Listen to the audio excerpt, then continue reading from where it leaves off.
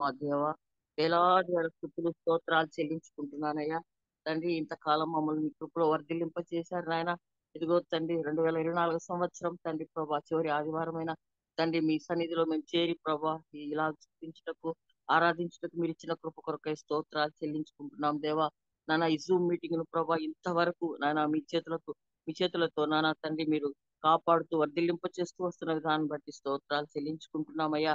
నానా తండ్రి ప్రభా జాయిన్ అవుతున్న ప్రతి బిడ్డను బట్టి వందనాలు స్తోత్రాలు. కోర్ కమిటీలో ఉన్న ప్రియ బిడ్డలందరినీ బట్టి వందనాలయ్యా. పరిచర్య చేస్తున్న బిడ్డలను బట్టి స్తోత్రాలు చెల్లించుకుంటున్నాం నాయన. 3 గంటల నుండి ప్రార్థిస్తున్న నీ ప్రియ బిడ్డలందరినీ బట్టి వందనాలు నాయన. బిడ్డలను దీవించండి, ఒక్కొక్కరిని పేరు పేరును ఆశీర్వించండి. వారి కుటుంబాలను బట్టి వందనాలు స్తోత్రాలు చెల్లించుకుంటున్నామయ్యా. తండ్రి ప్రభా అదే విధంగా నాన్న తండ్రి ఈ రోజు మా కొరకై ప్రభా ఏర్పాటు చేసిన చేయబడినటువంటి దైవజనులు తండ్రి బాబు రత్నాకర్ బ్రదర్ని బట్టి వందనాలు స్తోత్రాలు చెల్లించుకుంటున్నాను తండ్రి. ఆయన కుటుంబాన్ని నిండారుగా దీవించండి. ఇచ్చిన బిడ్డలను బట్టి స్తోత్రాలు నాయన. తండ్రి ప్రభు హోమ్ లో ఉన్న చిల్డ్రన్ బట్టి వందనాలు స్తోత్రాలు చెల్లించుకుంటున్నానయ్యా. ప్రతి విషయంలో నాన్న చాలిన దేవుడుగా ఉంటున్నాను. వారిని ఆశీర్వదిస్తూ సమృద్ధిని దయచేస్తూ వస్తున్నందులకై స్తోత్రాలు నాయన. మరి ముఖ్యంగా వారి ప్రయాణాల్లో మీకు తోడుగా నీడగా ఉంటున్నాను. క్షేమంగా మా మధ్యకి నడిపించిన విధానాన్ని బట్టి స్తోత్రాలు. ఈ రోజు నీ బిడ్డ నాన్న వాక్యం చెప్పబోతుండగా తండ్రి ఆ బిడ్డను సెలవు చాటున మరుగుపరచండి.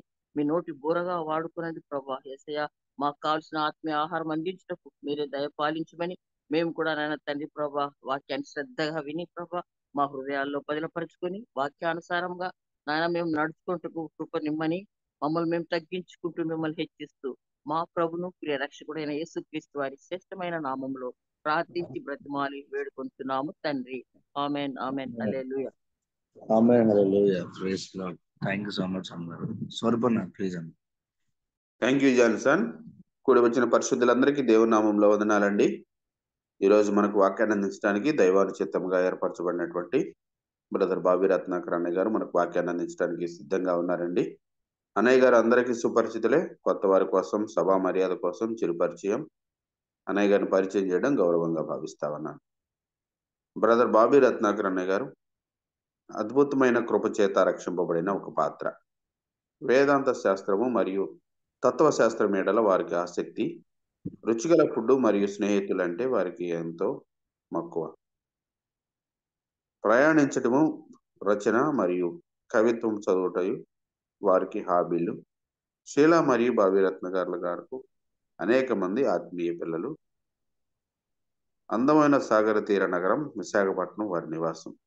అన్నయ్య గారి కుటుంబాన్ని దేవుడు దీవించిన విధానాన్ని బట్టి దేవునికి వందనాలండి. వెల్కమ్ టు అన్నయ్య గారు, ప్లీజ్ అండి. థ్యాంక్ యూ డాక్టర్ స్వరూప్ గారు. నా వాయిస్ వినిపిస్తుందా క్లియర్గా? వినిపిస్తుందమ్మా? Okay, thank you. అందరికీ వందనాలండి. Good morning, praise the Lord. మరి జాన్సన్ చెప్పినట్లు ఇట్స్ లాస్ట్ సండే ఆఫ్ 2024. దేవుని మహాకృపను బట్టి మనం ఈ 12 నెలలు ఇంకా 2 రోజులు ఉంది. దేవుని కృపను బట్టి మనం మరి ఒక సంవత్సరం ముగించబోతున్నాం. దేవునికి స్తోత్రం. God is good. అండ్ మరి ఈ సంవత్సరం చివరిలో మీరందరూ కూడా దేవుని సన్నిధిలో కనిపెట్టాలని ప్రభు పేరిట ప్రోత్సహిస్తా ఉన్నాను. ప్రభు మాట్లాడే దేవుడు మాట్లాడతారు. మరి రెవరెండ్ జామి రవికుమార్ గారు తన మెసేజ్లో చెప్పారు కదా లాస్ట్ టైం ఏంటంటే, దాదాపు ఒక 10 మంది ప్రపంచ ప్రఖ్యాతిగాంచిన గొప్ప వ్యక్తులను తీసుకొని వాళ్ళల్లో అంటే కాలాన్ని ఏ విధంగా కొలవాలి, ప్రతిదానికి ఒక మెజర్మెంట్ ఉంటుంది, టైంకి మెజర్మెంట్ ఉండాలి మనం అని చరిత్రలో కొంతమంది భావించి ఒక 10 మందిని తీసుకున్నారట. ఆయన చెప్పారు కదా రెవరెండ్ జామి రవికుమార్ గారు వారి సందేశంలో. ఈ 10 మందిలో అలెగ్జాండరు, నెపోలియన్ వీళ్ళందరూ ఉన్నారు. వాళ్ళందరూ జీవితాలు పరిశీలించినప్పుడు వాళ్ళ జీవితాల్లో ఉన్న పరిస్థితులను బట్టి కొంతమందిని ఈ వ్యక్తిని తీసుకుంటే అంత సమాజానికి సంపూర్ణమైన క్షమాభివృద్ధి అవ్వదు అని వాళ్ళందరిలో కూడా యేసు ప్రభువుని వాళ్ళు చూస్ చేసుకొని క్రీస్తు పూర్వము క్రీస్తు శకము అని వాళ్ళు నిర్ణయించారు కాలాన్ని మెజర్ చేయడానికి. ఆ క్రీస్తు శకము 2024 సంవత్సరాలు అయింది. ఏడి అని రాస్తాం కదా. ఏడి అంటే అది యాక్చువల్లీ ఇంగ్లీష్ వర్డ్ కాదు. బీసీ అంటే బిఫోర్ క్రైస్ట్, క్రీస్తు శకము అన్న మాట వచ్చే ఒక అర్థం ఏడి అంటే. సో 2024 ఇయర్స్ అయింది. ఎందుకు చెప్తున్నానంటే it is God's will that it is divided into months and years. ఈ సంవత్సరాలు, నెలలు ఇలాగా లెక్కించబడటం గాడ్స్ విల్ అని మనకి తెలుసుకోవచ్చు ఈ యొక్క ఇలాంటివి విన్నప్పుడు. మరి యోబు గ్రంథంలో కూడా ఉంటుంది, నా నెలల సంఖ్య నీవు లెక్కించి ఉన్నావు అని ఉంటుంది. దేవునికి స్తోత్రం కలుగును గాక. 12 నెలలు మనల్ని కాపాడి మరి ఇంతవరకు నడిపించారు.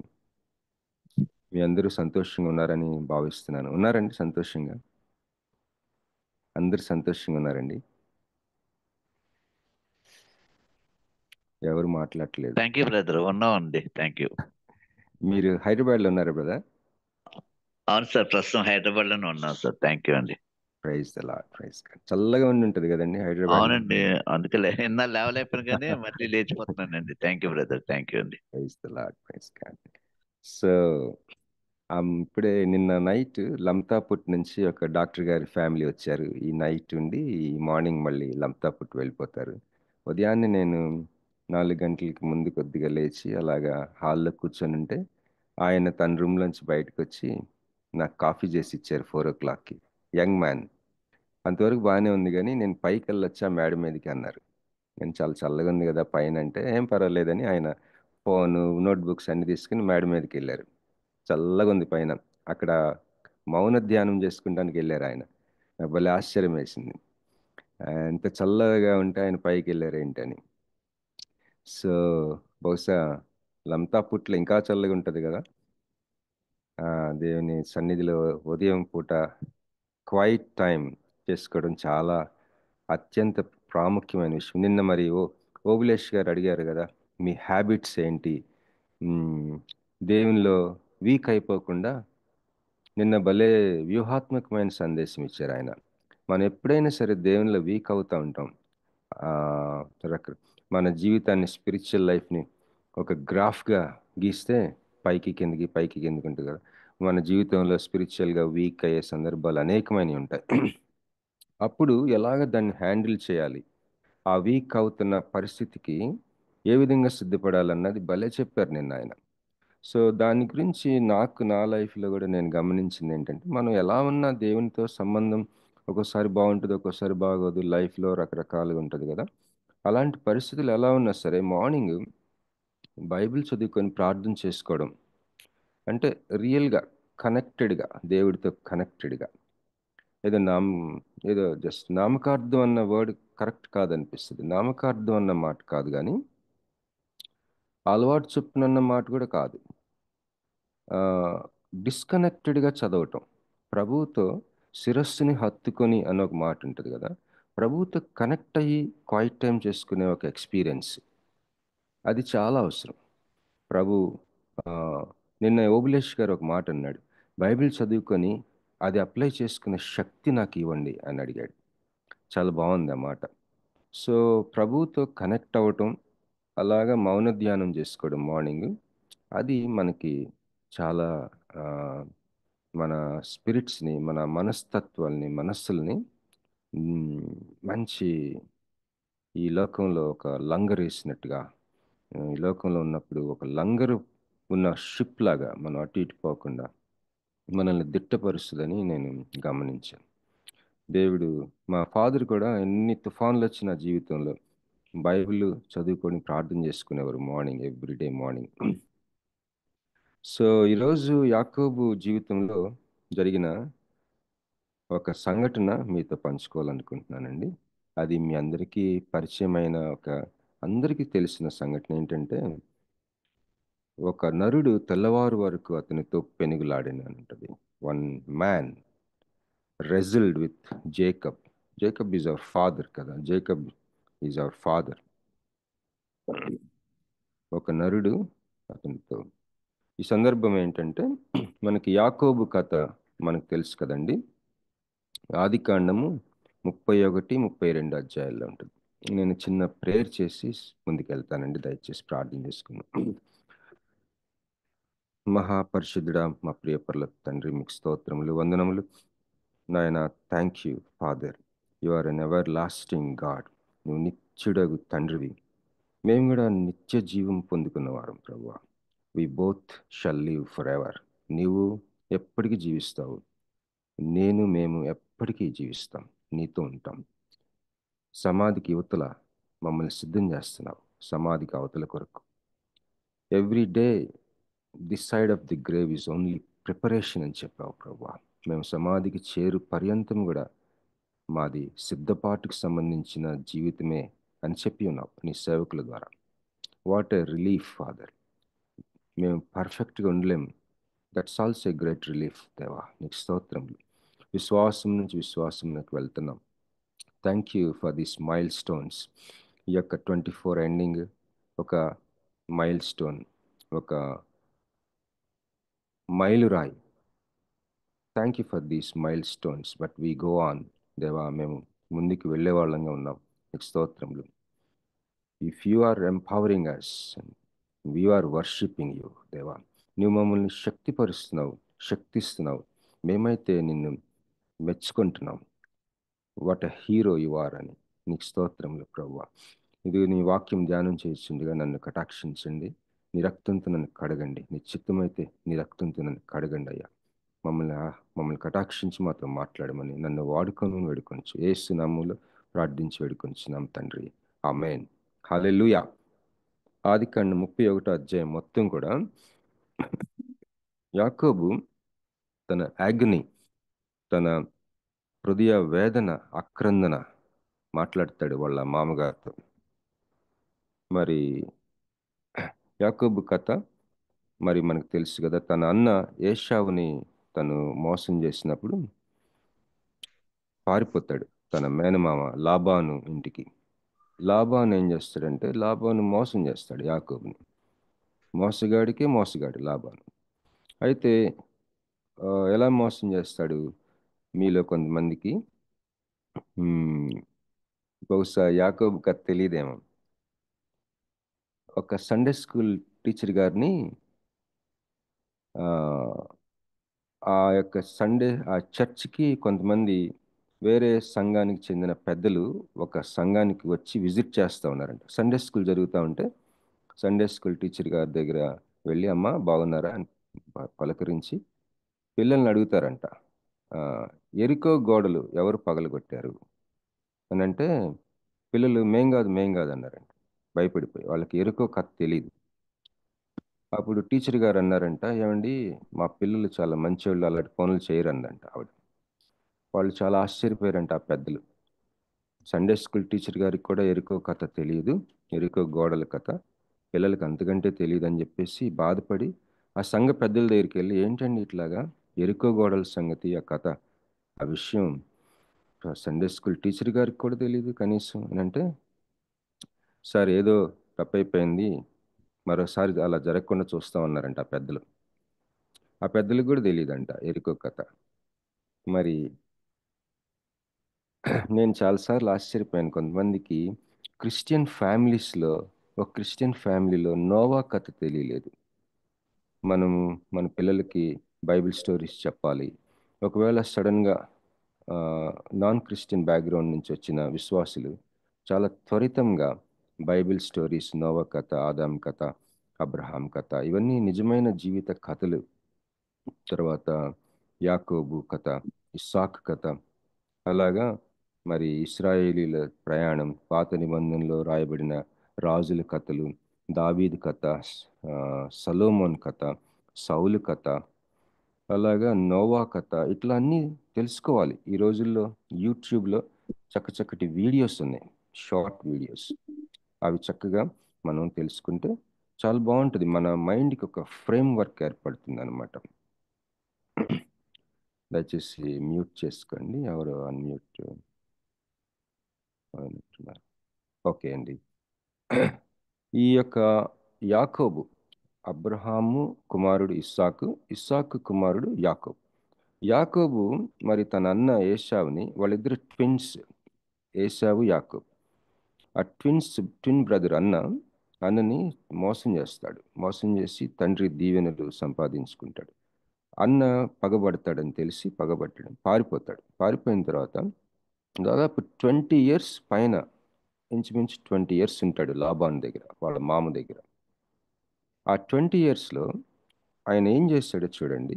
20 years కథ, తన 20 సంవత్సరాల జీవిత గాథని అతను ఎంత శ్రమ పడ్డాడో, ఎంత నలిగిపోయాడో, ఎంత ఆక్రందన అనుభవించాడో, ఎంత ఎంత కృంగిపోయాడు, ఎంత ఒంటరితనం అనుభవించాడు. భార్య ఉంది, అయినా కూడా భార్యకి చెప్పుకోవాలా కొన్ని, ఆయన అనుభవించాడు. Loneliness is a dangerous thing. Loneliness is a dangerous thing. అది చాలా ప్రమాదకరమైనది. లోన్లీనెస్, ఒంటరితనం. అది ఎలా ఉందో చూడండి, నేను చదువుతాను. ఆదికాండం 31వ అధ్యాయం. ఇక్కడ ఏంటంటే సందర్భం, ఒకసారి ఒక సందర్భంలో లాబాను కొడుకులు మాట్లాడుకునే మాటలు ఈ యాకోబు చెవిన పడతాయి. వాళ్ళు అనుకుంటున్నారు, ఈ యాకోబుకి చాలా పశు సంపద సంపాదించుకున్నాడు, అవన్నీ మన తండ్రియే కదా అనుకుంటున్నారు వాళ్ళు. కానీ లాబాను కష్టపడ్డాడు. చాలామంది ఎలా అనుకుంటారంటే కష్టాన్ని లెక్కలోకి తీసుకోరు. మనం జిఎస్టీ కడతాం కదా. జిఎస్టీ అంటే ఏంటి? Goods and service tax. Goods ఒక్కటే చూస్తారు చాలామంది, వస్తువులు ఆస్తులు ఒకటే చూస్తారు. ఏం సంపాదించాడని చూస్తారు. ఏం సంపాదించాడు? బంగారం సంపాదించాడా మా ఫాదర్, మా హస్బెండ్? ఇంటికి ఏం తెచ్చాడు? తర్వాత ఇల్లు కొన్నాడా, పొలం కొన్నాడా, బట్టలు కొన్నాడా, వెండి బంగారం కొన్నాడా అని చూస్తారు. కానీ ఆయన సర్వీస్కి వాల్యూ ఇవ్వరు. ఆయన ఎంత కష్టపడ్డాడు, దానికి వాల్యూ ఉండదు ఈ లోకంలో. ఈ యాకోబు ఆక్రందన అదే. వాళ్ళు అనుకుంటున్నారు మా తండ్రి దగ్గర ఒట్టిగా కొట్టేసుకున్నాడు, మొత్తం ఒట్టిగా లాగేసుకున్నాడు అనుకున్నారు. మాటలు చూడండి, 31వ అధ్యాయము 1వ వచనం. లాబాను కుమారులు మన తండ్రికి కలిగినది యావత్తును యాకోబు తీసుకుని మన తండ్రికి కలిగిన దాని వలన ఈ యావదాస్తి సంపాదించినని చెప్పుకొనిన మాటలు యాకోబు వినెను. మరియు అతడు లాబాను ముఖము చూసినప్పుడు అది నిన్న మొన్న ఉండినట్లు అతని ఎడల ఉండలేదు. అప్పుడు యెహోవా, నీ పితరుల దేశమునకు నీ బంధువుల యొద్దకు తిరిగి వెళ్ళుము, నేను నీకు తోడై ఉండేదినని యాకోబుతో చెప్పగా, యాకోబు పొలములో తన మంద యొద్దకు రాహేలును లేయాను పిలువనంపి వారితో ఇట్లనెను, మీ తండ్రి కటాక్షము నిన్న మొన్న నా మీద ఉండినట్లు ఇప్పుడు నా మీద ఉండలేదని నాకు కనబడుచున్నది. అయితే నా తండ్రి యొక్క దేవుడు నాకు తోడై ఉన్నాడు. మీ తండ్రికి నా యావత్ శక్తితో కొలువు చేసి తినని మీకు తెలిసే ఉన్నది. భార్యలతో అంటున్నాడు, నా సమస్త శక్తితో నేను నీ తండ్రికి సేవ చేశాను. గూడ్స్ అండ్ సర్వీస్ ట్యాక్స్, ఆ పదం చూస్తేనే తెలుస్తుంది. ఇండియన్ ఎకానమీ, ఎనీ ఎకానమీ, ఏ అర్థశాస్త్రము, ఏ వ్యాపార శాస్త్రము, ఏ ఎకనామిక్స్, ఏ కామర్స్ మనం చూసినా దాంట్లో రెండు ఉంటాయి, గూడ్స్ అండ్ సర్వీస్. యావత్ శక్తితో నేను నీ తండ్రికి నేను కొలువు చేశాను. మీ తండ్రి ఫ్యామిలీ ఎవ్వరు కూడా దాన్ని లెక్క చేయట్లేదని బాధపడుతున్నాడు. మీ తండ్రి నన్ను మోసపుచ్చి 10 మార్లు నా జీతము మార్చెను, అయినను దేవుడు అతని నాకు హాని చేయనీయలేదు. అతడు పొడలుగలవి నీ జీతమగునని చెప్పిన ఎడల అప్పుడు మందలన్నీయు పొడలుగల పిల్లలను ఈనెను. చారులు గలవి నీ జీతమగునని చెప్పిన ఎడల అప్పుడు మందలన్నీయు చారులు గల పిల్లలు ఈనెను. అట్లు దేవుడు మీ తండ్రి పశువులను తీసి నాకిచ్చెను. మందలు చూలు కట్టు కాలమున నేను స్వప్నమందు కన్నులెత్తి చూడగా, గొర్రెలను దాటు పొట్టేళ్లు చారలైనను పొడలైనను మచ్చలైనను గలవయుండెను. మరియు ఆ స్వప్నమందు దేవుని దూత యాకోబు అని నన్ను పిలువగా, చిత్తము ప్రభువా అని చెప్పితిని. అప్పుడు ఆయన, నీ కన్నులెత్తి చూడుము, గొర్రెలను దాటుచున్న పొట్టేళ్లనియు చారలైనను పొడలైనను మచ్చలైనను గలవి. ఎలయనగా లాబాను నీకు చేయుచున్నది యావత్తును చూచితిని. దేవుడు మన జీవితాల్లో మనల్ని చాలా చాకచక్యంగా తెలివితేటలతో ఇబ్బంది పెట్టే వాళ్ళని, వ్యూహాత్మకంగా ఇబ్బంది పెట్టి వాళ్ళని గమనిస్తుంటాడు. నీ జీవితంలో వాళ్ళని చూస్తూ ఉంటాడు దేవుడు. ఇక్కడ మాట చూడండి, ఏలయనగా లాబాను నీకు చేయుచున్నది యావత్తును చూచితిని అంటున్నాడు దేవుడు. నీవెక్కడ స్తంభం మీద నూనె పోసితివో, ఎక్కడ నాకు మ్రొక్కుబడి చేసితివో ఆ బేతేలు దేవుడను నేనే. ఇప్పుడు నీవు లేచి ఈ దేశంలో నుండి బయలుదేరి నీవు పుట్టిన దేశమునకు తిరిగి వెళ్ళుమని నాతో చెప్పాను నేను. అందుకు రాహేలును లేయాయు, ఇంకా మా తండ్రి ఇంట మాకు పాలు పంపులు ఎక్కడివి? అతడు మమ్మను అన్యులుగా చూచుటలేదా? అతడు మమ్మను అమ్మివేసి మాకు రావలసిన ద్రవ్యమును బొత్తిగా తినివేసింది. What a great understanding of this two ladies. ఈ ఇద్దరు సిస్టర్స్ మరి ఆ రోజుల్లో we are talking about some 3000 years back. అక్కడ కల్చర్ బట్టి చూస్తే more than one wife was allowed in that culture. అక్కడ ఇద్దరు భార్యలు ఉన్నారు, ఇద్దరు సిస్టర్స్. ఆ ఇద్దరు భార్యల విషయంలో లాబాను మోసం చేస్తాడు, ఆయన నమ్మకంగా ఉంటాడు యాకోబు. సరే, ఈ ఇద్దరు ఏం గ్రహించుకుంటున్నారు? తన హస్బెండ్ యొక్క శక్తి, ఎంత కష్టపడి వారి తండ్రికి కొలువు చేశాడు కదా, యావ శక్తితో నీ తండ్రికి కొలువు చేస్తాను మీకు తెలుసు అన్నది, ఆ పాయింట్ క్యాచ్ చేశారు వాళ్ళు. మనం కూడా మన జీవితంలో మన ఫాదర్స్, మన తండ్రులు, మన బ్రెడ్ విన్నర్స్ ఉంటారు మన ఫ్యామిలీలో. మన తండ్రి అవ్వచ్చు, హస్బెండ్ అవ్వచ్చు, కొడుకులు అవ్వచ్చు. వాళ్ళు తెచ్చేది కాదు చూసేది మనం, వాళ్ళు పడే కష్టానికి ఈ గవర్నమెంట్ వాల్యూ ఇస్తుంది. క్రిస్టియన్గా నువ్వు కూడా ఇవ్వాలి వాల్యూ. నేను చెప్పింది మీరు గ్రహించుకుంటున్నారని నేను నమ్ముతున్నాను. ఇక్కడ అంటున్నారు వాళ్ళిద్దరూ వాళ్ళ ఫాదర్ గురించి ఏమంటున్నారు చూడండి. 15, అతడు అంటే లాబాను వాళ్ళ ఫాదరు మమ్ము నమ్మివేసి మాకు రావలసిన ద్రవ్యమును బొత్తిగా తినివేసింది. ఎక్కడ అమ్మాడు? వాళ్ళ ఇంట్లోనే ఉన్నారు. కానీ అతడు చేస్తున్న ట్రాన్సాక్షన్స్, ఆ యొక్క తాత్పర్యము, లాబానికి యాకోబుకి మధ్య జరుగుతున్న ట్రాన్సాక్షన్స్, దాని సమ్మరీ చెప్తున్నారు వీళ్ళు అర్థం చేసుకొని. అసలు మమ్మల్ని అమ్మేసినట్టు డీల్ చేశాడు మా ఫాదర్ అని.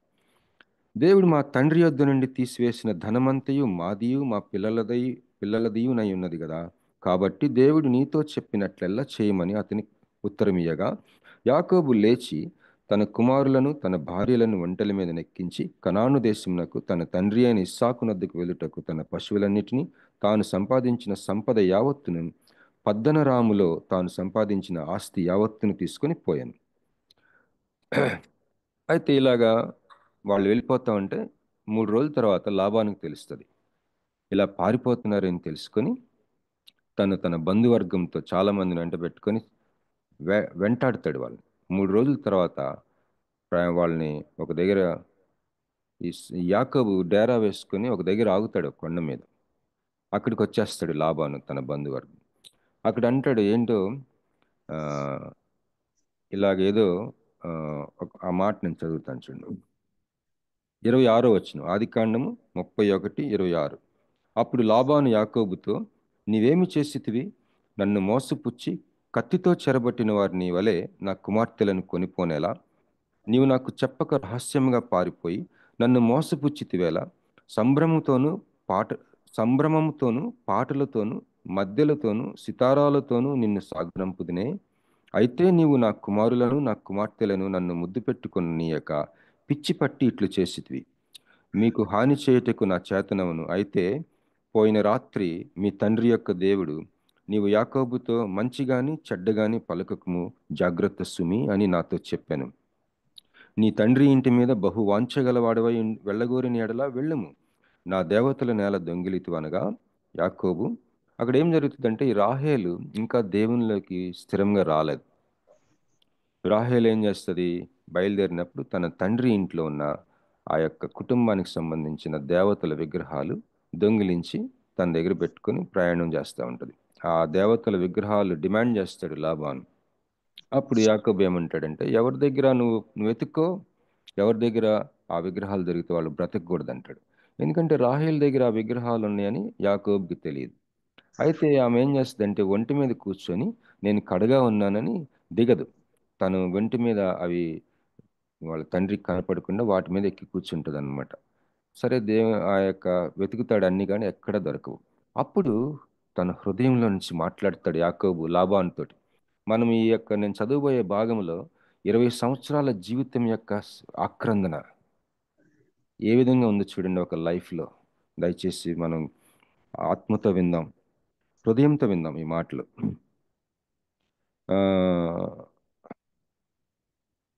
ఇంకొద్ది ముందుకు వెళ్దాం. 35వ వచనం. ఆమె తన తండ్రితో తమ ఎదుట నేను లేవలేనందున తాము కోపపడకూడదు, నేను కడగానున్నానని చెప్పాను. అతడెంత వెదికినను ఆ విగ్రహములు దొరకలేదు.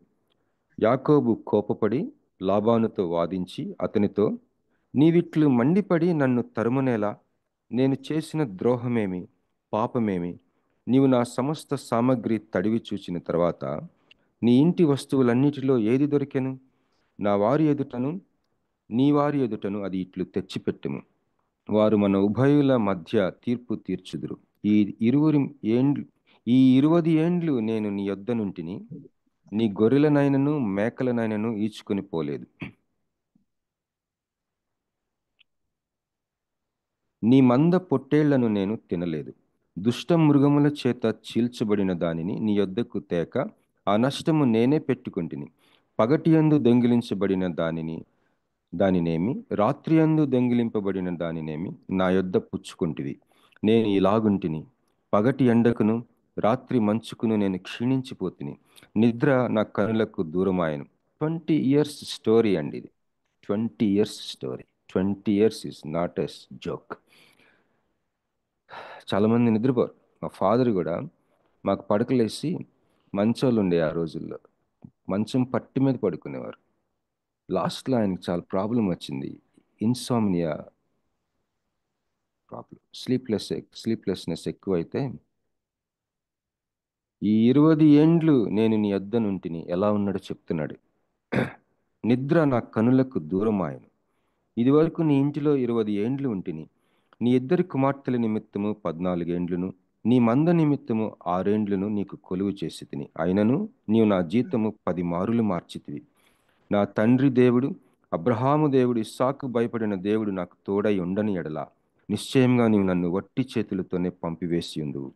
దేవుడు నా ప్రయాసమును నా చేతుల కష్టమును చూచి పోయిన రాత్రి నిన్ను గద్దించినని లాబానుతో చెప్పాను. చూసారండి, ఈ ఇయర్ ఎండింగ్లో మన జీవితాలు వెనక్కి చూసుకున్నప్పుడు వాట్ ఈస్ మెయిన్ సీజన్స్?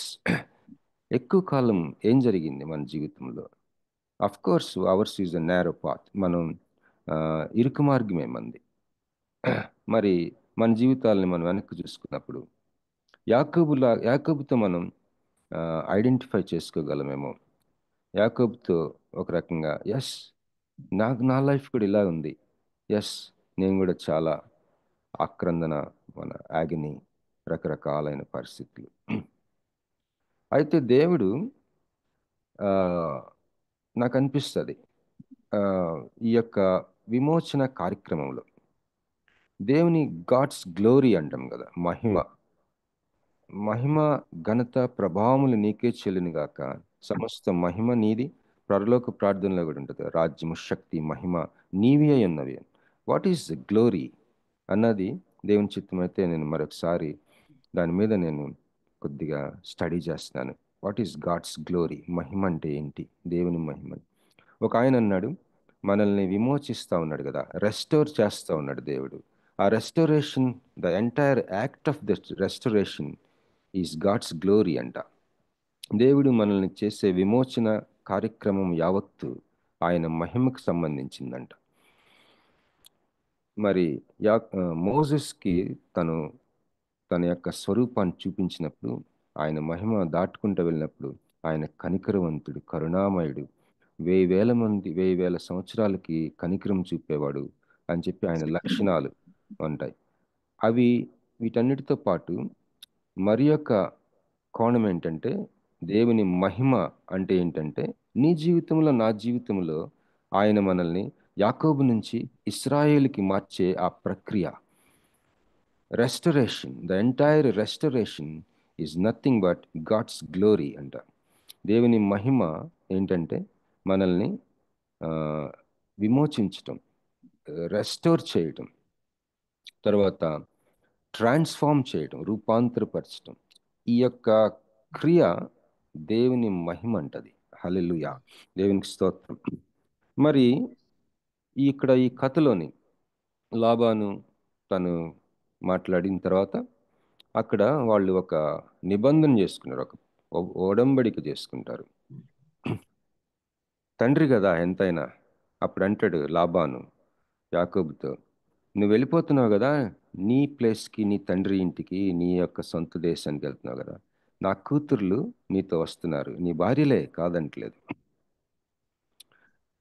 ఎవ్వరు లేరని వాళ్ళని బాధ పెట్టినా సరే, నువ్వు వాళ్ళని గాక వేరే స్త్రీలను నువ్వు చేసుకున్నా సరే నేను ఊరుకోనని చెప్తాడు, వార్నింగ్ ఇస్తాడు యాకోబుకి. వాట్ ఏ గ్రేట్ ఫాదర్ అనిపించింది నాకు. మనం కూడా అట్లాంటి వార్నింగ్లు ఇవ్వాలి ఒక్కోసారి అవసరమైనప్పుడు. మరోలాగా అనుకోకండి. మనం బ్రతికున్నంత కాలం మన పిల్లలకి మనమే ప్రొటెక్షన్. మరి మా అల్లుడు గారు నిద్రపోతున్నాడు, అందుకే మాట్లాడుతున్నాను. మరి మన ఆడపిల్లలకి, మన పిల్లలకి, ఓ వీడనక వీళ్ళు తండ్రి ఉన్నాడు రా బాబోయ్ అనుకునేటట్టు చేయాలి. లాబాను అలా చేశాడు యాకోబుకి. ఒక స్తంభం నుంచే పెట్టాడు రాళ్లతోటి. దాని మీద ఈ స్తంభం దాటి నేను నీ దగ్గరికి వచ్చే పరిస్థితులు తేబాక అని చెప్తాడు లాబాను యాకోబుకి. ఆ రాత్రి వాళ్ళు భోజనం చేస్తారు, తెల్లవారి ఎవరి దారి వాళ్ళు వెళ్ళిపోతారు. వెళ్ళిపోయిన తర్వాత ఇప్పుడు అసలైన సవాలు. వెళ్తా ఉన్నాడు, అక్కడ ఎదుర్కోవాల్సింది ఎవరిని? తన అన్న ఏశావుని. విస్తారమైన పశు సంపద. యాకోబు ఒక చేతి కర్రతో బయలుదేరుతాడు, 20 years తర్వాత రిటర్న్ అవుతున్నాడు. So many animals. ఆ రోజుల్లో సంపద అదే. అంటే ఒక రకంగా బహు ఐశ్వర్యవంతుడై తిరిగి వస్తున్నాడు. అయితే ఏశావుని కూడా దేవుడు ఆశీర్వదించాడు. ఏశావు దగ్గరికి కబురు పెడతాడు, ఇలాగా నీ దాసుడైన నీ తమ్ముడు వస్తున్నాడంటే. ఏశావు మరి ఎందుకనో 400 మందిని పెట్టుకొని తను ఎదుర్కోవడానికి వచ్చినప్పుడు రాత్రి ఏం చేస్తాడంటే కొన్ని శ్రేష్టమైన ఈ పశువుల్ని ముందు పెడతాడు. వాటికి కొంతమందిని కాపలా పెట్టి, ఆ కాపర్లను పెట్టి, మా అన్న వచ్చినప్పుడు ఇది నీ దాసుడైన నీ తమ్ముడు నీకు ఇస్తున్న కానుకని చెప్పండి. ఆ తర్వాత ఒకవేళ వాళ్ళ అన్న అటాక్ చేస్తే ఒకేసారి మొత్తం నశించిపోకుండా గ్రూపులుగా డివైడ్ చేస్తాడు తన పనివాళ్ళని, పశువుల్ని. చివరిగా తన కుటుంబం వాళ్ళందరినీ కూడా, భార్యలు, 2 పిల్లల్ని అలాగా దాటి ఆ యొక్క చిన్న రేవు దాటించిన తర్వాత అక్కడ మాట ఉంటుంది, అది చదువుతాను నేను. 32వ అధ్యాయం చదువుదాం. 32 ఆదికాండం 32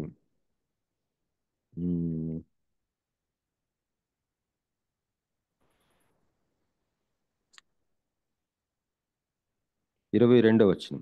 32:22. ఆ రాత్రి అతడు లేచి తన 2 భార్యలను, తన 2 దాసులను, తన 11 మంది పిల్లలను తీసుకొని యబ్బోకు రేవు దాటిపోయాను. యాకోబు వారిని తీసుకొని ఆ ఏరు దాటించి తనకు కలిగినదంతయు పంపివేశాను. యాకోబు ఒక్కడు మిగిలిపోయాను. This is a wonderful statement అండి బైబిల్లో. యాకోబు ఒక్కడు మిగిలిపోయాను. ఎవరి దగ్గర ఇంగ్లీష్ బైబిల్ ఉంటే చదువుతారండి, ఏంటుంది దీంట్లో అని నేను ఇప్పుడు చూస్తాను. యాకోబు ఒక్కడు మిగిలిపోయాను. ఇంగ్లీష్ బైబిల్ ఉంటే దయచేసి సహాయం చేయండి. స్వరూప్ గారు,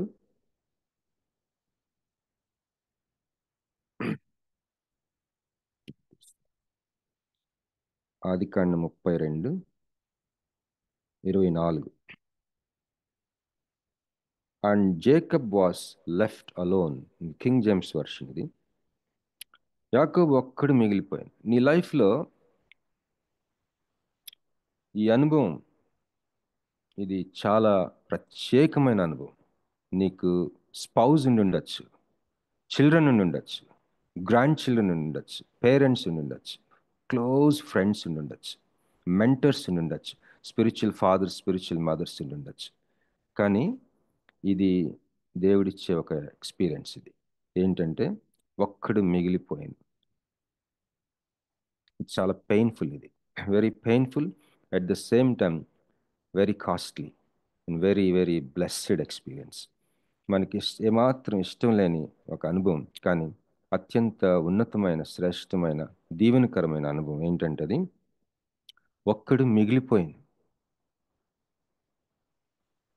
మన హృదయాన్ని దేవుడు ఎటు పడితట్టు అన్ని సైట్స్ నుంచి తుఫాన్ పెట్టి కొట్టేస్తుంటాడు. ఎందుకంటే ఆయన మానవ సృష్టి, మనం పడిపోయిన ఆదాం సంతానం కాబట్టి మనల్ని ఆయన రెస్టోర్ చేసే విధానం ఇంతే. నేను అంత ముందు కూడా చెప్పాను, థెరెసా ఆఫ్ అవీలా అనే ప్రాంతానికి చెందిన ఒక సేవకురాలు. ఆ పేరు తెరెసా. మదర్ తెరెసా కాదు, తెరెసా ఆఫ్ అవీలా. ఆమె అత్యంత ఐశ్వర్యవంతమైన కుటుంబంలో జన్మించి బహు విలాసవంతమైన జీవితం జీవించింది. కానీ దేవుడిలోకి వచ్చిన తర్వాత, దేవుడు ఆమెను పట్టుకున్న తర్వాత, ఆమె ఒక నన్ సిస్టర్గా, ఒక క్రైస్తవ సన్యాసినిగా మ్యారేజ్ చేసుకోకుండా దేవునికి తన జీవితాన్ని సమర్పించి అనేకమైన సంస్థలు, ఇలాగ దేవునికి సమర్పించుకున్న యవనస్తులు లేకపోతే స్త్రీలు, క్రైస్తవ సన్యాసినిల హోమ్స్. ఈ రోజుల్లో మనం కాన్వెంట్ అంటాం కదా. ఇప్పుడు కాన్వెంట్ అనగానే ఇంగ్లీష్ మీడియం స్కూలే మనకి అనిపిస్తుంది. కానీ కాన్వెంట్స్ అంటే ఏంటంటే ఆ రోజుల్లో క్రైస్తవ సన్యాసులు, సన్యాసినీలు, వాళ్ళు దేవునిలో లీనమైపోయి దేవునితో గడిపే ఒక ఆశ్రమాలు అవి. అలాంటివి అనేకమైన స్థాపించి ఒకరోజు క్రొత్త ఆశ్రమం స్థాపించడానికి వెళ్తుందంట గుర్రపు బండి మీద. తెల్లవారి బాగా చల్లగా ఉంది, చిన్న వర్షం వస్తూ ఉంటే ఆ కొండ చర్యలో చిన్న పాత్ మీద ఆ బండి వెళ్తూ ఉంటే ఒక రాయి తగిలి ఆ బండి మీద నుంచి కింద పడిపోయిందంట ఆమె. అక్కడంతా నీళ్లు, రాళ్ళు అన్నీ ఉండి, ఆమె అటు పక్కకు చూస్తే చాలా లోతైన లోయ ఉందంట, ఒక 2-3 అడుగుల్లో. అటు కానీ పడితే ఆమె చచ్చిపోను. అప్పుడు దేవుని మీద ఆమెకి బాధ కలిగి, దేవా, నేను ఎంత సమర్పించుకున్నాను నీకు, ఎంతో సేవ చేశాను, అసలు నేను వెళ్తుందే నీ సేవ మీద కదా, నీ పని మీద వెళ్తున్నాను, నాకెవ్వరు లేరు కదా, ఈ మాత్రం బండిలో నుంచి నేను కింద పడకుండా కాపాడలేవా అని అందంట దేవుడితో. కింద పడి ఉండంగానే దేవుడితో సంభాషిస్తుంది తన మనసులో. అప్పుడు దేవుడు అన్నాడంట, నేను నా ఫ్రెండ్స్ తోటి సహజంగా ఇంతే ఉంటాను అన్నాడంట దేవుడు ఆమెతో. అప్పుడు ఆమె ఎందంట, అందుకే నీకు చాలా తక్కువ మంది ఫ్రెండ్స్ ఉన్నారు అందంట ఆవిడ తిరిగి. సో మన జీవితాల్లో దేవుడు, యాకోబు చూడండి, యాకోబు ఒక పితరుడు స్టేటస్కి వెళ్ళిపోయాడు. పితరుడు స్టేటస్కి. అబ్రహాము దేవుడు, ఇస్సాకు దేవుడు, యాకోబు దేవుడు. ఆ స్టేటస్ ఎలా వచ్చిందో చూడండి, ఊరికే రాలేదండి. Leadership should be earned, not demanded or commanded. నాయకత్వము ఏదో అదిరించి బెదిరించి భయపెట్టి సంపాదించుకునేది కాదు. ఈ రోజుల్లో చాలామంది అలా ఉన్నారు. భయపడి గొర్రెల్ని భయపెడితే భయపడినట్టు యాక్షన్ చేస్తాయి. వాటి హృదయంలో నువ్వు ఉండవు. అలాంటి కాదు నాయకత్వం. నాయకత్వం ఎలా ఉండాలంటే అది సంపాదించుకోవాలి, దానికి టైం పడుతుంది. ఇక్కడ యాకోబు దేవుడు అని అనిపించుకున్నాడు. యాకోబు అనేకమైన శ్రమలు, 20 సంవత్సరాలు ఎలా నలిగిపోయాడో ఆక్రందన మనం చదివాం. ఇప్పుడు ఒక అనుభవం ఏంటంటే, యాకోబు ఒక్కడు మిగిలిపోయాను. నీ లైఫ్లో ఎప్పుడైనా నువ్వు ఒక్కడే మిగిలిపోయావా? ఒక్కదానివే మిగిలిపోయావా? వండర్ఫుల్ ఎక్స్పీరియన్స్ అది. ఒక నరుడు తెల్లవారు వరకు అతనితో పెనుగులాడెను, తాను అతని గెలవకుండుట చూచి తొడగూటి మీద అతనిని కొట్టెను. ఇక్కడ కొన్ని అబ్జర్వ్ చేద్దాం. ఇది ఒక ప్రోటోటైప్. మన జీవితాలు, ఆ రాత్రి జరిగింది యాకోబుకి, కానీ మన జీవితాల్లో ఒకసారి 10 సంవత్సరాల పాటు జరుగుతుంది ఇది. ఒకసారి 20 years 30 years ఎక్స్పీరియన్స్ జరుగుతుంది. ఇది ఒక మోడల్ అన్నమాట. మన యాకోబు, మన పితరుడు అనుభవించిన ఒక పెనుగులాట ఒక మోడల్గా మనం చూడాలి. ఈ మోడల్ రకరకాలుగా మనం కూడా అనుభవిస్తుంటాం. మేబీ ఆ రాత్రి అనుభవించాడు, ఒక రాత్రిలోనే అతను అనుభవించాడు, కానీ మనం అనేకమైన రాత్రులు మనం అనుభవిస్తాం. ఇది కొన్ని సంవత్సరాలు అనుభవిస్తాం, ఒక్కోసారి చివరికి రిజల్ట్ ఏంటంటే అతడు యాకోబు నుంచి ఇస్రాయేలుగా మారాడు. మన జీవితంలో కూడా దేవుడు ఇదే చేస్తున్నాడు అనిపించింది నాకు. చదువుతాను చూడండి. నెంబర్ 1, ఒక నరుడు తెల్లవారు వరకు అతనితో పెనుగులాడెను. దేవుడు పెనుగులాడుతున్నాడు. నీ లైఫ్లో, నా లైఫ్లో మనం ఒప్పుకోకపోయినా మనం దేవుడితో పెనుగులాడుతూనే ఉంటాం. ఆయన ఒకటి చెప్తాడు, మనకు అది ఇష్టం ఉండదు. మనం చెప్పేది ఆయనకు నచ్చదు. చివరికి ఆయన చెప్పేది కొంత, మనం చెప్పేది కొంత, అడ్జస్ట్ అయిపోతుంది. బేరం ఆడతాం, నెగోషియేషన్ అన్నమాట. ఇక్కడ అంటున్నాడు చూడండి 28, నీవు దేవునితోనూ మనుష్యులతోనూ పోరాడి గెలిచితివి గనుక ఇక మీదట నీ పేరు ఇస్రాయేలే గాని యాకోబు అనబడదు. ఇస్రాయేల్ అనగా ఫుట్ నోట్లో దేవునితో పోరాడువాడు. మీరు పోరాటలేదండి. దేవుని చిత్తం, God's will, God's will, God's will, God's will మీద బుక్స్ ఉన్నాయి, మనం విన్నాం. So much of teaching is there. Especially EU అనే సంస్థలో దేవుని చిత్తం గురించి భలే చక్కగా చెప్తారు. దేవుని చిత్తం కనుక్కోవడం ఎలాగా. దేవుని చిత్తం ఈజ్ నాట్ ఆప్షనల్. అది చేస్తే చేయొచ్చు, లేకపోతే లేదు కాదు. ఖచ్చితంగా చేసి తీరవలసింది, లేకపోతే మనం పరలోకంకి వెళ్ళాం. అయితే గాడ్స్ విల్ గురించి మనకి ఏ మాత్రం ఇష్టం ఉండదు. మీ సంగతి నాకు తెలియదు, కానీ నాకు అసలు ఇష్టం ఉండదు. అందుకే మనం పెనుగులాడతాం దేవుడితో. దేవుడు ఏం చెప్పాడు యాకోబుకి? నీ తండ్రి ఇంటికి వెళ్ళమని చెప్పాడు. లాబాను మోసం చేస్తా ఉంటే చెప్పినోడు ఏం చేశాడు? 400 మందిని వేసుకొని వస్తున్నాడు వాళ్ళన్న. రాత్రి ఒక్కడే మిగిలిపోయాడు. అదే అంటున్నాడు, నువ్వు నన్ను వెళ్ళమన్నావు కదా, ఇక్కడ జరుగుతున్నది ఏంటి అని పోరాడుతున్నాడు. ఒక నరుడు తెల్లవారు వరకు అతనితో పెనుగులాడాను. అయితే ఎంత ఫైట్ చేస్తున్నాడంటే మనం ఎంత రెసిస్ట్ చేస్తుంటాం. రాత్రింబగళ్ళు దేవుని ఆత్మని అలాగా అడ్డుకుంటా ఉంటాం. అలాగని ఆయన వదిలిపెట్టాం. అలాగని ఆయన మనల్ని వదలడు. ఆయన చెప్పేది చెప్తానే ఉంటాడు. మనం కాదనే ఉంటాం. చివరికి మనది కొంత ఆయనకి, ఆయనది మనది కొంత ఎక్స్చేంజ్ అయిపోయి, పాపం తండ్రి కదా, సరే ఇదిగో ఈ షరతులతో నేను ఒప్పుకుంటాను అంటాడు అతను. మళ్ళీ మనం ఏమంటాం?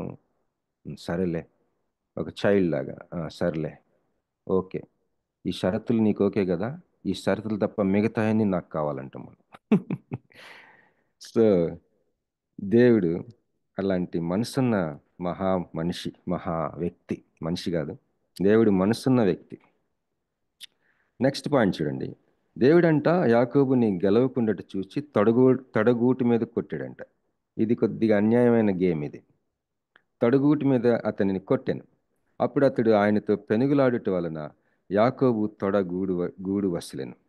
అతడు కొట్టిన తర్వాత మళ్ళీ ఫైటింగ్ కొనసాగింది. దేవుడు కూడా మనల్ని అప్పుడప్పుడు షాక్లు ఇస్తుంటాడు. హెల్త్గా కానీ, ఫైనాన్షియల్గా కానీ. ఒక్కటి కొడతాడు మనల్ని మన ప్రయాణంలో. ఆ తర్వాత కొద్దిగా మనం వీక్ ఫైటింగ్ ఇస్తుండే, వీక్ రెసిస్టెన్స్ ఇస్తుంది. అప్పుడు ఏం జరిగింది? ఆయనతో పెనుగులాడటం వలన యాకోబు గూడు వసలెను. 26, ఆయన తెల్లవారుచున్నది గనుక నన్ను పోనిమ్మనగా అతడు, నీవు నన్ను ఆశీర్వదించితేనే గాని నిన్ను పోనీయనను. మనం కూడా దేవుణ్ణి వదలకూడదు. కాలుకేస్తే మెడకేయాలి, మెడకేస్తే కాలుకేయాలి. ఉండి నువ్వు నన్ను ఇట్లా చేసావు కదా అని అంటుండాలి. నువ్వు నాకు ఇది ఇవ్వలేదు కదా అంటుండాలి. ఆయన ఎక్కడికి పోలేడు. అందుకనే పౌలు ఏమంటాడంటే రోమా 8లో, మనము యుక్తముగా ప్రార్థించుట ఎలాగో మనకి తెలియదంట. మనం ప్రార్థన మొదలుపెట్టామంటే చాలాసేపు చేస్తాం. ఒక అబ్బాయి, మేము వైజాగ్లో బయలుదేరాం ఒకసారి. ఎక్కడికో కాకినాడ ఎక్కడికి వెళ్ళాలి. దాదాపు మంచిల దాకా ప్రార్థన చేస్తూనే ఉన్నాడు. ఆయన అనవసరంగా ప్రార్థన చేయమని అడిగారు. వాడు చేస్తానే ఉన్నాడు. ఊరి బాబు, ఫస్ట్ ఆకాశం, మబ్బులు, మేఘాలు అసలు బీభత్సంగా స్టార్ట్ చేశాడు. చేస్తున్నాడు. అనకాపల్లి వచ్చింది, ఆపట్లేదు. ఆపుతాడేమోనని అమేన్ అమేన్ అంటున్నారు వీళ్ళు. అబ్బాయి ఏమనుకుంటున్నాడు? ఓహో భలే నాతో ఏకీభవిస్తున్నారని ఇంకా బాగా చేస్తున్నాడు. ఏం చేయాలి? ఇలాంటి ప్రార్థన చేయటం మనకు వచ్చు, కానీ యుక్తముగా ప్రార్థన చేయటం ఎట్లా మనకు తెలియదు అంటున్నాడు పౌలు. అందువలన ఆ మాట చదువుదాం. రోమా 8. దయచేసి ఎవరైనా ఆ భాగం మీరు క్విక్గా తీయగలిగితే చదవండి, లేదంటే నేను ఆల్రెడీ 8th చాప్టర్కి వచ్చాను. 26 రోమా 8:26 అటువలే ఆత్మయు మన బలహీనతను చూచి సహాయం చేయుచుంది కాదు చేయుచున్నాడు. ఏలయనగా మనము యుక్తముగా ఎలాగు ప్రార్థన చేయవలనో మనకు తెలియదు గాని ఉచ్చరింప శక్యము గాని మూలుగులతో, ఇది టంగ్స్ కాదు, భాషలతో మాట్లాడటం వేరు, ఉచ్చరింప శక్యం గాని మూలుగులు వేరండి. ఆ ఆత్మ తానే మన పక్షముగా విజ్ఞాపన చేయుచున్నాడు. చూసారండి, this is the cunning prayer. యుక్తంగా అంటే ఏంటి? దేవుణ్ణి ఆ రాత్రి ఏమంటున్నాడు? నువ్వు నన్ను ఆశీర్వదించితే కానీ నేను పోనీని అంటున్నాడు. అసలు సంబంధమే లేని ప్రేయర్. పెనుగులాడుతున్నాడు, గెలవలేకపోయాడు. తన యాకోబు తొంటిని అట్లా టచ్ చేశాడు, తొడగుడు వదిలింది, అతడి కాలు వీక్ అయింది, అయినా కూడా వదలట్లా. అప్పుడు నన్ను పోనీ ఇంకా తెల్లవారింది అంటుంటే దీంట్లో చాలా మర్మాలు ఉన్నాయి, అన్నీ మనకు అర్థం కాదు. మిస్టరీ అంటే కొద్దిగా అర్థం అవుతుంది, కొద్దిగా అర్థం కాదు, అర్థం అవుతానే ఉంటుంది అది కొద్ది కొద్దిగా, అలాగని కంప్లీట్గా అర్థం కాదు. దట్స్ కాల్డ్ మర్మము, మిస్టరీ. అయితే నన్ను ఆశీర్వదిస్తే కానీ నిన్ను పోనీనంటే ఆయన ఏమంటున్నాడు? నీ పేరేంటి అని అడుగుతాడు. ఈరోజు దేవుడు మనల్ని కూడా మన పేరేంటి అని అడిగితే ఏం చెప్తాం? నేను ఒక క్రొత్త నంబర్ తీసుకున్నా ఈ మధ్య, దానికి ఒక పేరు పెట్టాను, బాబీ ద పైరేట్. మేము సీలో ఉన్నాం కదా, పైరేట్ అంటే సముద్రపు దొంగలు అనమాట. ఎవరికే సరదాగా, మాకు చాలా మంది చిన్నపిల్లలు కూడా ఫ్రెండ్స్ ఉన్నారు. So what is your name? నీ పేరేంటి? పాపం ఆయన ఉన్నదన్నట్టు చెప్పేస్తున్నాడు యాకోబు, నా పేరు హీల్ క్యాచర్, మడిమ పట్టుకునేవాడిని నేను. అంటే అప్పుడు దేవునితో పోరాడి మనుషులతో పోరాడి గెలిచావు కదా, can I give you a new name? నీ పేరు ఇస్రాయేల్. నీ హృదయం ఎన్లార్జ్ అవుతుంది, you can accommodate many people. నీ హృదయం స్ట్రక్చర్ మారిపోద్ది. ఇక్కడ చదువుదాం 27. ఆయన నీ పేరేమని అడిగగా అతడు యాకోబు అని చెప్పాను. అప్పుడు ఆయన, నీవు దేవునితోను మనుషులతోను పోరాడి గెలిచితివి గనుక ఇక మీదట నీ పేరు ఇస్రాయేలే గాని యాకోబు అనబడదని చెప్పాను. అప్పుడు యాకోబు, నీ పేరు దయచేసి తెలుపను. అప్పుడు దేవుని పేరు అడుగుతున్నాడు ఇతను, ఆ ఏంజల్ని. అందుకు ఆయన, నీవెందు నిమిత్తం నా పేరు అడిగితివని చెప్పి అక్కడ అతన్ని ఆశీర్వదించను.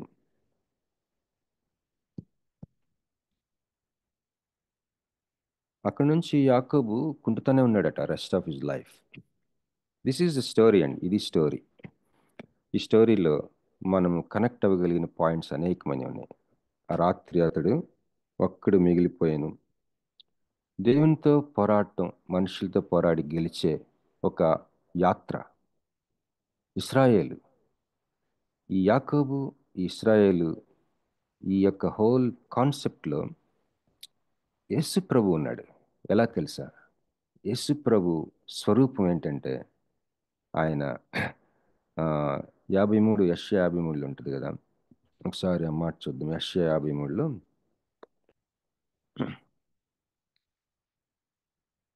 ప్రతి దాంట్లో యేసు ప్రభుని చూడాలట మనం. ప్రతి పారాగ్రాఫ్లో, లేఖనాల్లో ప్రతి చోట యేసు ప్రభు కనిపిస్తాడట. ఇక్కడ ఎలా ఉన్నాడు చూద్దాం. 53 యెషయా 3వ వచనం, అతడు తృణీకరింపబడిన వాడును, ఆయను మనుషుల వలన విసర్జింపబడిన వాడును, వ్యసనాక్రాంతుడుగాను. వ్యసనాక్రాంతుడు, అదే కదా అన్నాడు ఇక్కడ యాకోబు. ఈ 20 సంవత్సరాలు నా కన్నులు క్షీణించినాయి, పగలు ఎండ దెబ్బకి, రాత్రి వెన్నెల దెబ్బకి. నా కన్నులకి నిద్ర లేదు. 20 years నిద్రపోలేదంట అతను. 10 సార్లు మార్చావు నా శాలరీ. నా యొక్క యావశక్తితో నేను కొలువు చేస్తే నా శక్తిని లెక్క లేకుండా మాట్లాడుతున్నావు. ఏదో తేరగా నీ దగ్గర తెచ్చుకున్నట్టు మాట్లాడుతున్నావు. దేవుడు నాకు తోడై ఉండకపోతే ఈరోజు నేను ఒట్టి చేతులతో వెనక్కి వెళ్ళేవాడిని.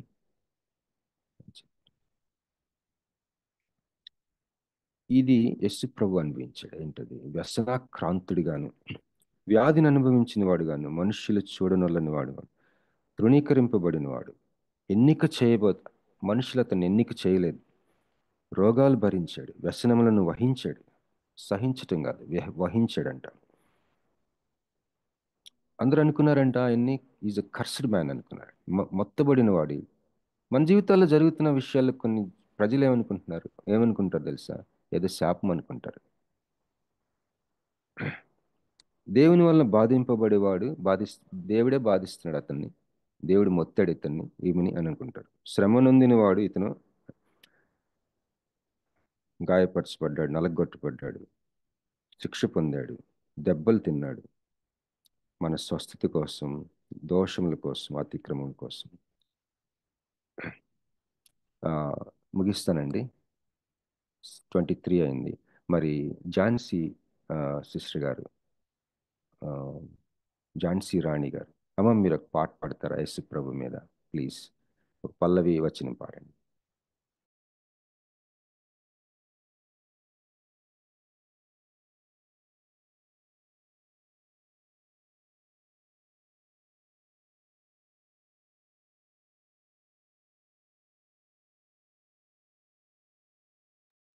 అన్మ్యూట్ చేసుకున్నామా? మీట్లో ఉన్నారు.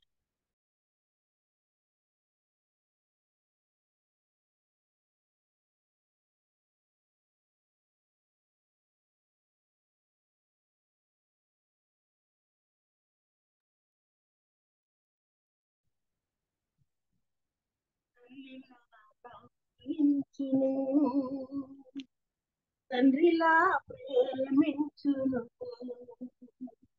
తల్లిలా లాలించును, తండ్రిలా ప్రేమించును, ముదిమి వచ్చు వరకు ఎత్తుకుని ముత్తాడును, సంక పెట్టుకుని కాపాడును, యేసయ్యా తల్లిలా లాలించును, తండ్రిలా ప్రేమించును.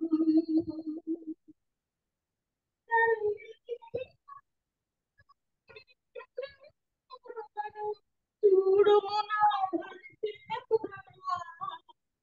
నిన్ను చెక్కి ఉన్నాను, నీ పాదము తొట్టిల్ నీయను నేను, నిన్ను కాపాడు కులుకుడు నిదురకుడు అని చెప్పి వాగ్దానం చేసిన యేసయ్యా తల్లిలా లాలించును, తండ్రిలా ప్రేమించును, తల్లిలా లాలించును, తండ్రిలా ప్రేమించును, ముదిమి వరకు ముట్టుకొని ముత్తాడును, సంక పెట్టుకొని కాపాడును, యేసయ్యా తల్లిలా లాలించును, తండ్రిలా ప్రేమించును. హల్లెలూయా. థ్యాంక్ యూ సిస్టర్ గారు. మరి ఝాన్సీ రాణి సిస్టర్ గారు కడప నుంచి జాయిన్ అవుతారండి. మరి మనం స్టార్ట్ చేసిన దగ్గర నుంచి దాదాపు 3 years నుంచి వారు మనకి ప్రార్థన సహకారం, మనకి ఒక స్తంభం లాగా ఎంతో ప్రోత్సహిస్తూ మనకి ఒక సహోదరి ఎంతో బలం మనకి వారు ప్రజెన్స్. Thank you sister. మధురమైన గీతాలు పాడతారు వారు. Thank you sister. మరి అలాగే మన మధ్యలో ఉన్న సిస్టర్ శిలావర్ధిని గారు, అమ్మ మీరు సిద్ధంగా ఉన్నట్లయితే దయచేసి ప్రార్థన చేయండి. మరి పాస్టర్ మురళి అన్న చీరాల నుంచి మీ పరిచర్య గురించి చెప్పారు. చాలా ఘనమైన పరిచర్య మీరు చేస్తున్నారు చీరాల్లో అని చెప్పి. చాలా సంతోషం అమ్మ. Thank you for joining. మీకు వీలైతే దయచేసి ప్రార్థన చేయండి.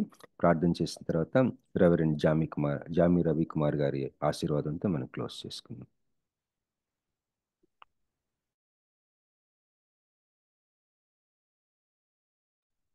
ప్రార్థన. పరిశుద్ధుడు అయిన తండ్రి, ప్రేమ కలిగిన ప్రభా, జీవం కలిగిన ఆయన మహోన్నతుడా, మీ పరిశుద్ధమైన ఘనమైన నామానికి వేల కొద్ది వందనాలు స్తోత్రాలు చెల్లిస్తున్నాం.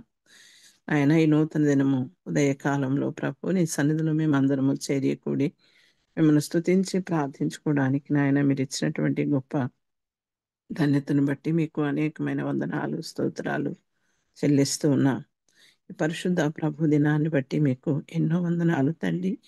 2024 సంవత్సరము ఆఖరి ఆదివారాన్ని బట్టి కూడా మీకు వందనాలు చెల్లిస్తూ ఉన్నాం.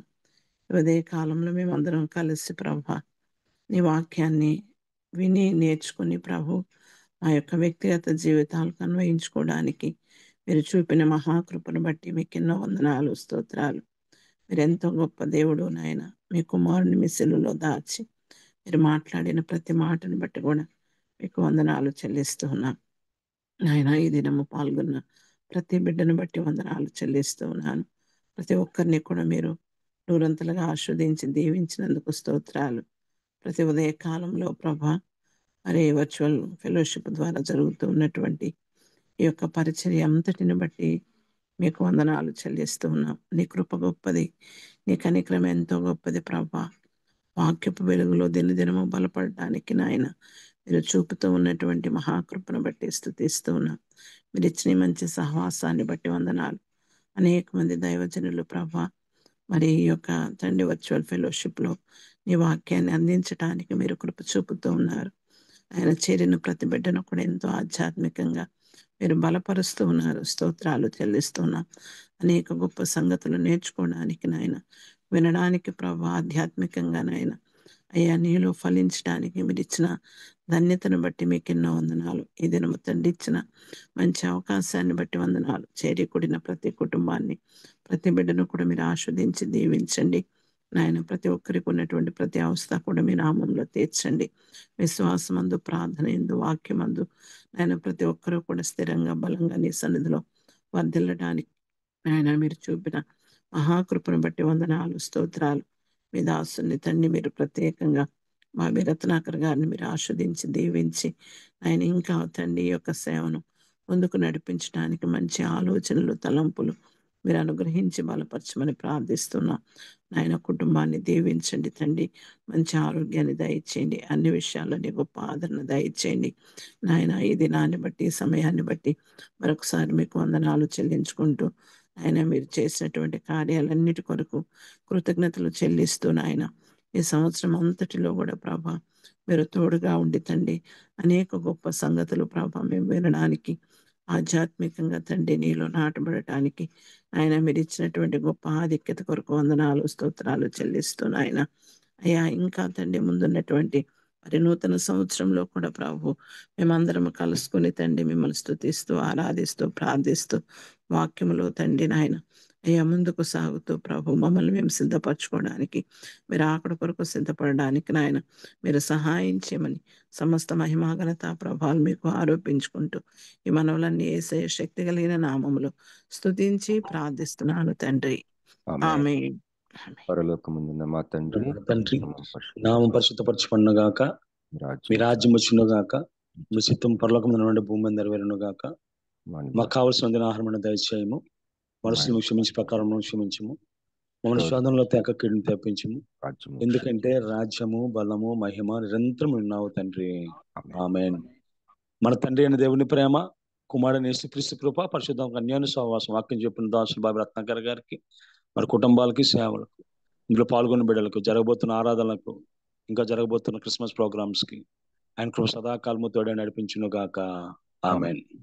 థ్యాంక్ యూ పాస్టర్ గారు. థ్యాంక్ యూ అండి. రెవరెండ్ జామి రవికుమార్ గారికి వందనం తెలియజేస్తున్నాను. అలాగే సహోదరి సేవకురాలు శీలావర్ధిని గారికి కృతజ్ఞతలు తెలియజేసుకొనిచ్చినానమ్మా. అందరికీ వందనాలండి. రేపు విమలారెడ్డి అమ్మగారు వాక్య పరిచర్య చేస్తారు. దయచేసి ప్రార్థన చేయండి. మీ ఫ్రెండ్స్ని కూడా జాయిన్ చేయండి. థ్యాంక్ యూ అండి. Have a wonderful day.